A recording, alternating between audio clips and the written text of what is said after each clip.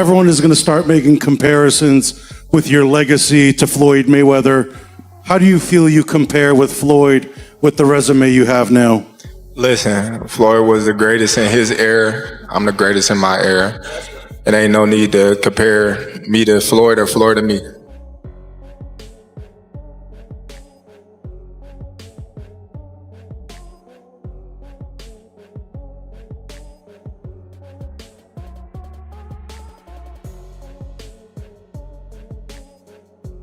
The moment had finally arrived.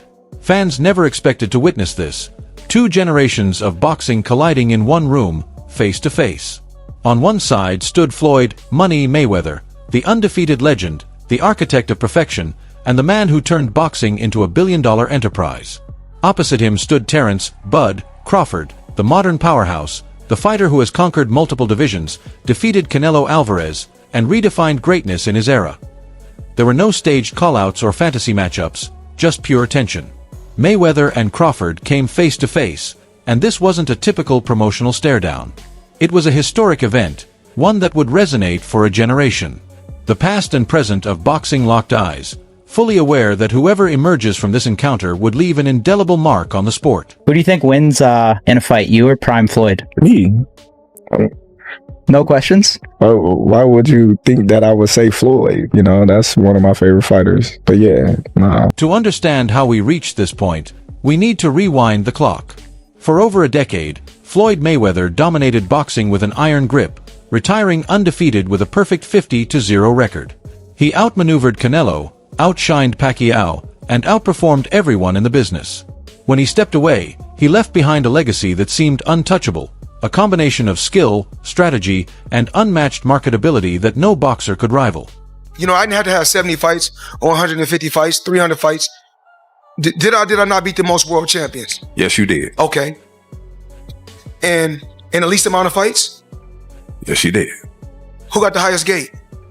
Floyd Mayweather. Who made the most money? You did. Who was the most accurate fighter of all time? You were. So it's basically saying that the greatest of all. Then came Terence Crawford. He was exactly what boxing needed after Mayweather stepped away. Skilled, disciplined, and fiercely determined. He conquered the welterweight division and dominated champions across multiple weight classes. But everything changed when he faced Canelo Alvarez. You know, you said something about what fighters go through, and you've seen enough guys that the game is taken from. It's a hard game to get through. Can you get a better ending than tonight? I mean, really? Not at all. Not at all. This is the top of the top. You know, Canelo is, you know, an all-time great. Like I said before, he's the last one.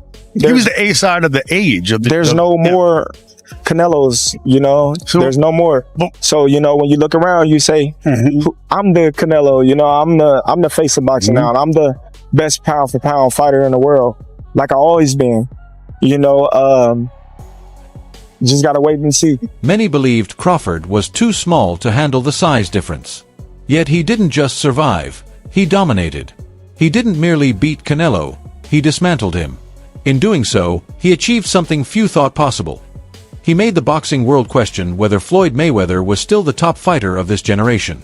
Terence Crawford had the ability to fight backwards and stay composed, good defense, hands was always up, countering everything that Canelo was throwing at him. He was just a little more active fight. Canelo did hit him to the body, but it was pretty much all Terence Crawford. I think some of what we saw from Canelo is what he's has to resort to now to fight. Maybe he's dealt with some injuries to where he's not as mobile. It's just the pattern that he's put himself in for the last, 6 to 8 fights. That same pattern is why Bivol was able to get him. He did not allow Canelo to get inside, man. Because as soon as Canelo would get into that certain range, you would jab him. We didn't see any like lateral moves where he would throw, push off to the side, as we used to see Canelo Alvarez. Canelo was almost smothering his shot because he couldn't stay at range with him. And Terence Crawford runs off counter combinations. It would be a wider margin if they fought again. That single statement sent shockwaves throughout the sport. Floyd had built his career and brand around the idea of easy work, with Canelo considered one of his simpler challenges. And lastly, for me, champ, in the world of comparisons that we live in right now, if you can compare and contrast the fight between yourself and Floyd Mayweather Jr. and tonight's bout with Terence "Bud" Crawford, if you can. No, I think Crawford is way better than Floyd Mayweather. When Canelo changed the narrative, the crown seemed to shift to Crawford. Something stirred in Floyd. The fighter who once seemed untouchable now had a shadow following him, a new name entering conversations that had long been his alone. When your entire identity is built on being the best ever, comparisons start to weigh heavily. Floyd began to act differently. He teased interviewers about unfinished business, hinting that his career wasn't over. Not another exhibition in Japan, not a social media spectacle, but a real, high-stakes fight. And I'm gonna tell y'all the truth about Canelo. Easy, man. Cakewalk, easy. Y'all sitting up here, y'all praising this dude. This dude was nothing. I was almost 40 years old when I cooked this dude. Easy. And at the top of that list was Terence "Bud" Crawford, the man who had defeated Canelo. For Floyd, this was no longer just about money. It was about legacy, pride, and reclaiming the narrative before history wrote itself without him. Any chance that you would take a professional bout in the future after Mike? Or is that off the table? Let's own it. Let's own it. It's been talks. It's been talks. It's possible. Okay, so not totally against that possibility. No, not at all. Not at all. But we just don't know. That's why the recent face-off was so unforgettable. Floyd stepping on stage with Crawford wasn't just for show, it was personal. But before the world sees Crawford versus Mayweather, Floyd has one more challenge to navigate. Next April, he's set to face Mike Tyson in an exhibition fight that has the entire combat sports world buzzing with anticipation. Everyone is going to start making comparisons with your legacy to Floyd Mayweather. How do you feel you compare with Floyd with the resume you have now? Listen, Floyd was the greatest in his era. I'm the greatest in my era. It ain't no need to compare me to Floyd or Floyd to me.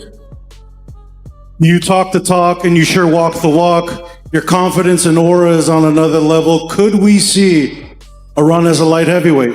Nah, we ain't going out that much. Now, two names that defined entire eras of boxing.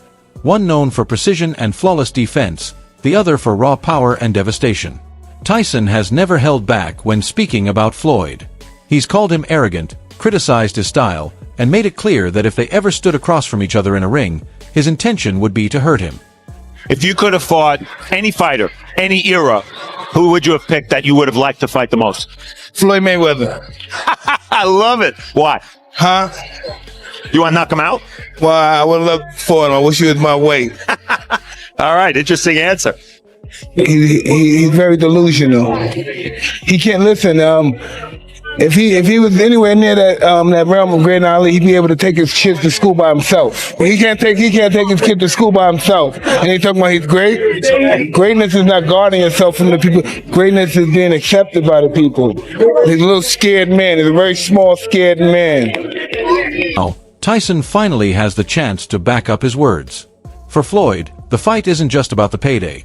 It's a test to see if he can still assert the same dominance and effectiveness in the ring that defined his career. How do you feel about Floyd, though? Huh? How do you feel about Awesome Floyd? fighter, great fighter. You know, he's a little too into himself. You know, he should be. I was the same way too, but you have to come to reality some way. You have to bring your head down to God. We're nothing to be fucking arrogant. You expect us to be ignorant and arrogant. Look where we came from. That's why I asked the question earlier about you mentoring fighters, because I feel like Floyd looked at you growing up like every other fighter, and the persona and the lifestyle was like growing up in the hood. We looked at it like, that's Mike Tyson. We see the cars, the jewelry, the flair. Like you was a movie star. You was a hero. If Floyd can get through Tyson unscathed, the narrative shifts. Suddenly, it's a story of redemption, proof that he still has what it takes. But if Tyson lands that one decisive blow and shakes him, everything changes. The potential showdown with Crawford would be off the table, because no one would take a 50-year-old Mayweather seriously after being rattled by a fighter of Tyson's caliber. In a surprising twist, Mike Tyson, an icon from a previous era, becomes the gatekeeper to the long-awaited Mayweather versus Crawford dream. That fans will watch for sure is you and Mike Tyson. How's training going, Floyd? Talk to me all about this as you get ready to get back in that boxing ring once again. Well, not really training right now. Not yet. You know, the fight is in 2026. We still, ironing out everything, and I'm pretty sure it's going to be exciting for the people and the fans. Are you going in there to put Mike down and like, hey, this is not, we're going to have fun, we're going to throw a few punches, like I'm taking this seriously and I'm trying to fight Tyson? I don't know. I just want to give the fans what they want to see, excitement. So I'm pretty sure it's going to be an exciting event. But why Crawford? Why risk so much for a fight that doesn't necessarily add to his already stellar resume? Because Crawford views this as more than just another bout, it's history in the making. To defeat Floyd Mayweather, a fighter would have to accomplish something unprecedented. Hand him his first professional loss. Mayweather Mike Tyson exhibition fight. Oh, man, hey, like I said, Mike don't like Floyd. Appreciate it, man. Mike don't what? He don't like Floyd. He always talk bad about Floyd. Who the face of boxing, coach? Who the face of boxing today? Who the face of the boxing? Yeah. Y'all know what it is, though. It's the ultimate statement. A single victory over Mayweather could catapult Crawford to the top of every greatest of all time list. But it's also the riskiest fight of his career, because a loss would overshadow everything else. Losing to a 50-year-old Mayweather, regardless of the circumstances, could derail the momentum Crawford has built since the Canelo fight. It's a double-edged sword, high risk, high reward. Still, Crawford chooses to face Floyd because he understands what's at stake. He knows that no matter how many titles he wins or legends he defeats, the only path to true immortality in boxing history is to become the first man to beat Floyd Money Mayweather. That's not just legacy, it's eternal greatness. Have you thought about going for 51-0, being Mayweather's record with 50-0? Is that something that you thought about? I already said I was never gonna beat Mayweather record. That's not something that I wanted to do. Okay. To be honest, I was gonna retire if I didn't get this Errol Spence fight. Of course, Crawford had other options. Several high-profile fights were available.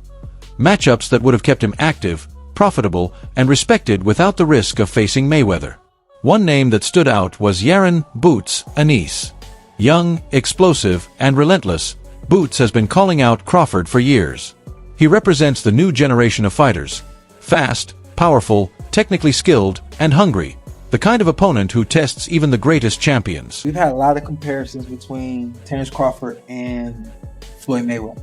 We've even had the conversation to go as far as who would win in a fight between Terence and Floyd. And I truly don't know the answer to that question. I do. You do? Yes. Yeah. Who would win that fight? Floyd. Floyd would win that Yes, fight. sir. I love you, Terence. Always figures it out. Yeah, he's a chess master. Yeah, his IQ and But that the success funny is thing crazy. about it is Terence has been the only other guy that people can say he always figures it out. Yeah, You know? Yeah, that's true. But you gotta have an OG somewhere. Anybody though. else? Yeah. There's an OG Somebody somewhere. gotta pioneer it, right? Yeah, you gotta. There's an OG you can't out figure out Yeah, somewhere, and I just yeah. believe Floyd is that OG you can't out figure out. In fact, numerous experts and retired champions have urged Crawford to face Boots, seeing it as an opportunity to pass the torch to the next generation. Now you got Boots Ennis in your weight class. Definitely. What do you think about him? Oh, he's very, very talented. He's unproven, but he's very talented. Yeah. The eye test tells it all. He's got the it, but we haven't seen him against any elite fighter. We've never seen him tested. So until then, we just going to keep saying, oh, Boots, Boots, Boots, until he meet that fighter that's going to test him. Is that a fight that you would be interested in? Nah, it just don't make sense right now in my career. Like I said, especially money-wise, don't nobody really know Boots, but I'm looking for bigger and better challenges like Canelo. You're just looking for the big ones. Yeah. The big fish. Yeah. Fish fry. That definitely. Definitely. Them the guys I'm looking for. However, Crawford didn't seem interested, not out of fear, but because he didn't see the value. Facing Boots would do little to enhance his legacy. It's a lose-lose scenario. A win over a young, unproven fighter would earn only minimal praise, while a loss could damage his reputation overnight. In contrast, taking on Floyd is a risk with enormous reward. A victory would cement Crawford as the fighter who ended perfection itself, a defining moment for his legacy, far beyond any financial gain. Boots simply doesn't offer that kind of opportunity, which is why Crawford isn't pursuing it. Other names, like Jermall Charlo, have also been mentioned. Charlo has been calling out Crawford for months, eager to secure a fight. But again, the stakes aren't the same as taking on Floyd. Interview 17. But here's the problem. The matchup doesn't make much sense. Canelo Alvarez has already handled Charlo, and Floyd Mayweather defeated Canelo. So, by transitive logic, if Crawford has already beaten Canelo, taking on Charlo further down the ladder doesn't prove anything. It's like fighting someone he's already bested indirectly. That's why Crawford isn't focused on that path. We don't have anything to talk about. We can talk about Boots. We can talk about a fight between Boots and Bud. I'm on record for saying that fight never happens. I still don't think it ever happens. But there should be something else that we could say about Boots outside of moving up to 154 pounds. True. You know, so he got to get busy. And we in September, we looking at one more fight this year from him. Yeah. And we should have got 3 fights from Boots this year. Boots? Is it Boots' fault or is his representation? You know, it's never the fighter's fault. It's never the fighter fighter's wants fault. to fight. Yeah. And that's the beauty of it. This isn't about titles or belts. It's about proving who truly rises to the top when everything else is stripped away.